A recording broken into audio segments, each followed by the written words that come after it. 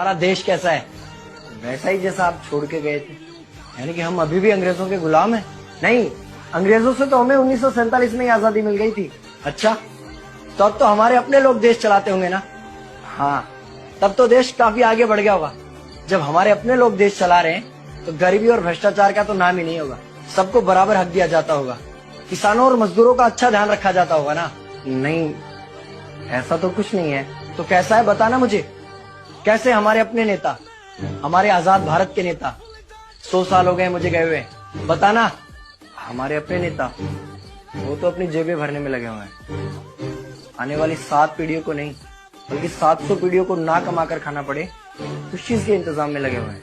तो तुम लोग क्या कर रहे हो और हमारे देश का युवा क्या कर रहा है? हम लोग तो इंस्टाग्राम पर रील्स देखने में बिजी हैं। यानी कि हमारी कुर्बानी का देश के लोगों पर कोई असर नहीं पड़ा। देश के लोगों में कोई देशभक्ति नहीं, कोई देश प्रेम नहीं। नहीं, ऐसा नहीं है। आपके लिए और देश के लिए बहुत प्रेम है भारत के लोगों के दिलों में। हर 15 अगस्त और 26 जनवरी को तिरंगा फहराते हैं, पूरे जोश के साथ भारत माता की जय बोलते हैं और आपकी डीपी भी लगाते हैं। और भारत और पाकिस्तान के क्रिकेट मैच के दौरान तो हमारी देशभक्ति पीक पर होती है। तुम इसे देशभक्ति समझते हो?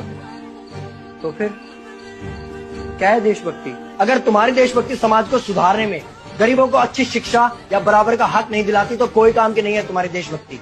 भ्रष्ट नेताओं और सरकार के खिलाफ आवाज उठाओ, लोगों को एकजुट करो। लेकिन अगर हमने सरकार के खिलाफ आवाज उठाई या नेताओं से सवाल पूछे तो हमें एंटी नेशनलिस्ट कहा जाएगा या हमें गद्दार करार दे दिया जाएगा।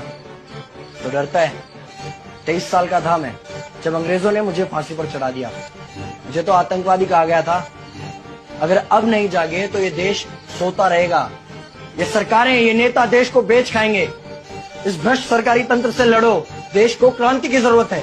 क्रांति यानी कि हमें हथियार उठाने होंगे, बंदूकें उठाने होंगे जैसे आपने उठाई थी। नहीं, हमारी क्रांति विचारों की थी। जब अंग्रेजी हुकूमत ने हमारी आवाज नहीं सुनी तो हमने और जोर से आवाज लगाई और अपने विचार रखे।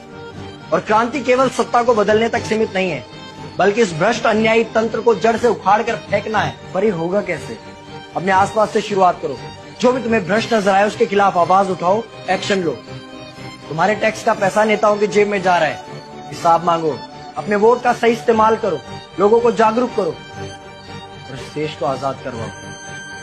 इंकलाब जिंदाबाद, इंकलाब जिंदाबाद।